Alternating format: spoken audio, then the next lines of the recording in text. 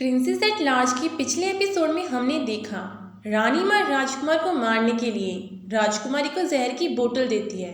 जब राजकुमारी राजकुमार के पास पहुंचती है तो राजकुमार को उसका बिहेव अजीब सा लगता है। वो राजकुमारी से पूछते हैं महल में क्या हुआ, पर राजकुमारी कहती है मैं बहुत थकी हुई हूँ और वो वहाँ से चली जाती है। जिसके बाद हम देखते हैं राजकुमारी अपने कमरे में बैठी हुई थी और जहर की बोतल को लेकर सोचती है क्या मैं सच में उस बड़े पत्थर को जहर दूंगी। वैसे ये जहर असरदार होगा या मैं गोली का इस्तेमाल करूं। पर एक अच्छा इंसान बनना बहुत ही मुश्किल है, लेकिन मेरी जिंदगी उसके हाथों में है। मैं कर भी क्या सकती हूँ, मुझे ये जहर उसे देना ही होगा। पर एक डॉक्टर होने के नाते सभी लोगों की जान बचाना मेरा फ़र्ज़ है और मैं एक डॉक्टर हूँ, तो क्या मैं अपनी ही जहर का पता नहीं लगा सकती। कि तभी वहाँ राजकुमार मिंग आते हैं। राजकुमारी जल्दी से जहर की बोतल को छिपा देती है। राजकुमारी कहती है तुम ऐसे ही मुंह उठा के किसी के कमरे में कैसे घुस सकते हो, क्या तुम नॉक करके नहीं आ सकते थे। तमीज़ नाम की तो चीज़ ही नहीं है तुम में। राजकुमार कहते हैं ये मेरी जाकिर है और मैं कहीं भी आ जा सकता हूँ, मुझे किसी की परमिशन की ज़रूरत नहीं है। राजकुमार मिंग बेड के ऊपर बैठने ही वाले होते हैं कि बेड पर रखी सुई राजकुमार के पीछे चुभ जाती है। राजकुमार एकदम से खड़े होते हैं और राजकुमारी से पूछते हैं ये सुई यहाँ पर क्या कर रही है। राजकुमारी कहती है वो कई दिनों से मेरे पेट में दर्द हो रहा था, इसलिए मैं इसका यूज़ कर रही थी, लेकिन अब मैं ठीक हूँ। राजकुमार मिंग राजकुमारी से पूछते हैं कि महल में क्या हुआ। राजकुमारी कहते हैं कुछ नहीं। राजकुमार कहते हैं कुछ तो गड़बड़ है और इसकी तह तक तो मैं जाकर ही रहूँगा। राजकुमार मिंग वहाँ से जाने लगता है कि राजकुमारी उसे रोकती है और उसे कहती है क्या तुम आज मेडिकल रूम में आ जाओगे। वो मैं आज तुम्हारे स्नान में नई जड़ी बूटियों का इस्तेमाल करूँगी और आपकी मालिश भी करूँगी। राजकुमार मना कर देते हैं इसकी ज़रूरत नहीं है, मैं अब ठीक हो चुका हूँ। राजकुमारी कहती है हाँ आप ठीक हो चुके हो, लेकिन अगर आपको सूजन आ गई तो वो जीवन भर रहेगी, इसलिए आपको औषधि स्नान करना चाहिए। राजकुमार कहते हैं ठीक है मैं आ जाऊँगा।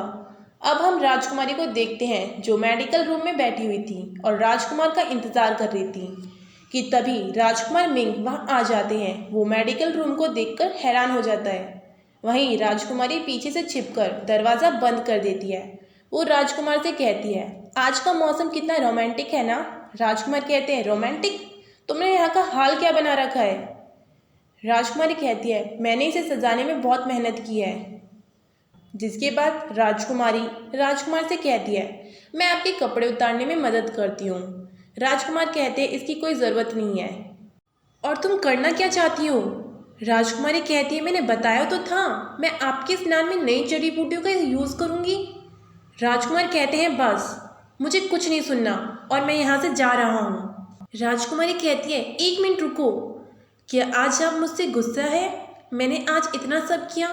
राजकुमारी बात करते करते एकदम से ही राजकुमार की बेल्ट को खींच लेती है और राजकुमार के कपड़े खुल जाते हैं, जिसे देखकर राजकुमारी कहती है लाल चड्डी, आप लाल चड्डी पहनते हैं, और हंसने लगती है। राजकुमारी राजकुमार से कहती है आप शर्मा क्यों रहे हैं। राजकुमार कहते बस अगर हमारे अलावा किसी दूसरे को ये बात पता चली तो मैं तुम्हें नहीं छोड़ूंगा। राजकुमारी कहते ठीक है मैं किसी को नहीं बताऊंगी कि राजकुमार मिंग लाल चड्डी पहनते हैं, लेकिन आज आपने स्नान नहीं किया तो मैं ये बात सबको बता दूंगी। राजकुमार मिंग स्नान के लिए मान जाते हैं। राजकुमारी राजकुमार की मालिश करने लगती है। वो राजकुमार से कहती है मैंने आपके लिए टेस्टी जूस बनाया है, मैं अभी लेकर आती हूँ। वो जूस लेने जाती है। राजकुमारी अपने कपड़ों में से एक गोली निकालती है और सोचती है क्या मैं इसे इसमें मिलाऊं या नहीं। अगर मैं ये जहर इसमें मिला देती हूँ और ये मर गया तो ये सब मुझे ज़िंदा ही इसके साथ दफन कर देंगे, और नहीं दूंगी तो वैसे ही जहर की वजह से मैं मर जाऊंगी।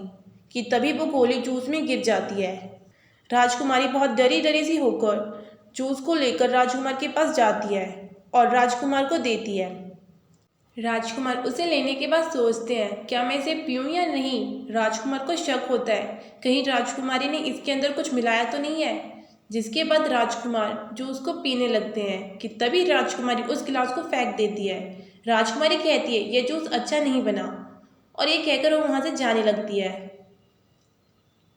कि तभी राजकुमार उसे रोकते हैं और उसे पूछते हैं कि तुम आज इतना अजीब सा बिहेव क्यों कर रही हो और इतना डरी हुई क्यों हो। राजकुमारी कहती है मैं क्यों डरूंगी। राजकुमार कहते हैं ऐसा नहीं है तो तुम्हारे दिल की धड़कन इतनी तेज क्यों है? और तुम मुझे बताओगी आज महल में क्या हुआ था, वरना कि तभी राजकुमारी राजकुमार मिंग को जोर से लात मारती है और वहाँ से भाग जाती है। जिसके बाद बेचारा राजकुमार दर्द का मारा लंगड़ाते हुए बाहर जाता है कि तभी वहाँ सेनापति आ जाता है। सेनापति के आते ही राजकुमार एकदम से सीधे खड़े हो जाते हैं, जैसे उन्हें कुछ हुआ ही नहीं था। सेनापति राजकुमार से कहते हैं, आपने मुझे जिसका पता लगाने के लिए कहा था, मैं वहाँ पर गया था। मैंने पता लगाया कि राजकुमारी मंत्री की ही बेटी है, लेकिन राजकुमारी मंत्री की दूसरी बेटी है। राजकुमार कहते हैं, मंत्री जी मेरी बीमारी को लेकर बहुत ही परेशान थे, लेकिन वो मेरी बीमारी की वजह से अपनी प्यारी बेटी के साथ मेरा विवाह नहीं कराना चाहते थे, इसलिए उन्होंने अपनी नापसंद बेटी की शादी मेरे साथ करा दी। उस बूढ़े लौमड़ को तो मैं नहीं छोड़ूंगा। राजकुमार सेनापति को जाने के लिए कहते हैं, जिसके बाद राजकुमार फिर से लंगड़ाते हुए जाने लगते हैं कि सेनापति फिर राजकुमार के पास आ जाता है। सेनापति राजकुमार से पूछता है कि आज सच में आप ठीक हैं? राजकुमार कहते हैं, बस मैं तो एक्सरसाइज कर रहा था। तुम यहाँ क्यों आए? सेनापति कहते हैं, मैं आपको बताना भूल गया कि कल महाराजा ने आपको महल में बुलाया है, क्योंकि कल लौसाई राज्य के राजकुमार और राजकुमारी शादी के गठबंधन के लिए वहाँ आएंगी। राजकुमार कहते हैं, ठीक है, पर क्या तुम एक बार में ही सारी बात नहीं बता सकते थे? सेनापति कहते हैं, क्या आप सच में ठीक है? राजकुमार कहते हैं, मैं ठीक हूँ। जिसके बाद राजकुमार लंगड़ाते हुए शी फेंग के पास जाते हैं। राजकुमार सोचता है, क्या इस लड़के को इतनी भी समझ नहीं है कि यहाँ पर लगने के बाद क्या होता है? अगर मेरा वंश आगे नहीं बढ़ा तो मैं इस लड़की को छोड़ूंगा नहीं, मैं इसकी 7 पुश्तों को ख़त्म कर दूंगा। जिसके बाद राजकुमार शी फेंग के पास पहुंचते हैं। राजकुमार शी फेंग से कहते हैं कि मुझे वहाँ पर लगी है, क्या आपके पास कोई दवाई है? शी फेंग कहते हैं, वहाँ पर, लेकिन कैसे? राजकुमार कहते हैं, कसरत करते वक्त यहाँ पर मुझे कुर्सी लग गई थी, जिसकी वजह से मुझे यहाँ पर दर्द हो रहा है। क्या इससे मेरे वंश पर कोई प्रभाव तो नहीं पड़ेगा? शी फेंग कहते हैं, आपको चिंता करने की ज़रूरत नहीं है, मैं आपको एक टॉनिक दूंगा। राजकुमार कहते हैं, इसकी कोई ज़रूरत नहीं है, बस मुझे आप खरोच की दवा दे दो। जिसके बाद हम देखते हैं राजकुमारी अपने रूप में खड़ी सोचती है, राजकुमार ने मेरी बहुत मदद की है और मेरा ध्यान भी रखा है, मैं उसे जहर कैसे दे सकती हूँ? कि तभी वहाँ शी फेंग आ जाते हैं। वो राजकुमारी से कहते हैं, क्या दवाई तैयार है? राजकुमारी कहती है, हाँ। शी फेंग बताते हैं, आज राजकुमार और सभी अधिकारी राजकुमार के ठीक होने की खुशी में भोजन करेंगे, तो आपको भी वहाँ जाना चाहिए। राजकुमारी शी फेंग से कहती है, हाँ मैं ज़रूर जाऊँगी। राजकुमारी सोचती है, मैं राजकुमार को सब बता दूंगी महल में क्या हुआ था, और अभी मैं सभी के लिए टेस्टी सा खाना बनाऊंगी, जिससे राजकुमार भी खुश होंगे। फिर हम राजकुमार मिंग और सभी अधिकारियों को देखते हैं जो कक्ष में बैठे हुए थे। वो सभी अधिकारी खाने को देखकर कहते हैं, इसमें से कितनी अच्छी स्मेल आ रही है, और ये खाना मैंने पहली बार देखा है, ये कौन सी डिश है? तभी वहाँ राजकुमारी आती है और सभी को डिशेज के बारे में बताती है। सभी अधिकारी राजकुमारी की तारीफ करते हैं और राजकुमार को बधाई देते हैं कि उन्होंने सर्वगुण संपन्न राजकुमारी से शादी की है। जिसके बाद राजकुमारी राजकुमार मिंग के पास जाती है। राजकुमार मिंग राजकुमारी से कहते हैं, क्या तुम मुझसे तलाक लेने की कोशिश कर रही हो? राजकुमारी कहती है, इन बातों को छोड़ो, मुझे तुमसे कुछ ज़रूरी बात करनी है, मैं तुम्हारा वेट करूँगी। और ये कहकर वो वहाँ से चली जाती है। राजकुमार सभी अधिकारियों से कहते हैं कि कल से शाही दरबार में मैं भाग लूँगा, जिससे महाराज का बोझ भी थोड़ा कम होगा। सभी अधिकारी कहते हैं, हम आपके साथ हैं। राजकुमार कुछ ज़्यादा ही पी लेते हैं।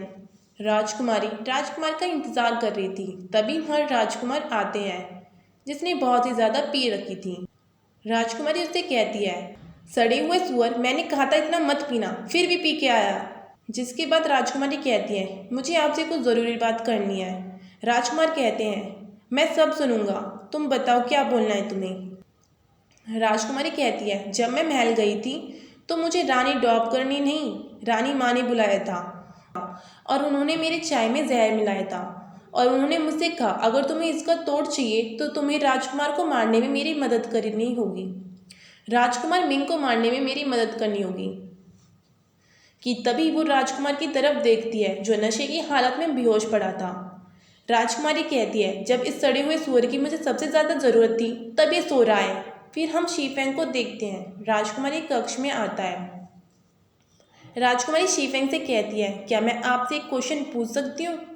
शीफेंग कहते हैं, हाँ पूछो ज़रूर।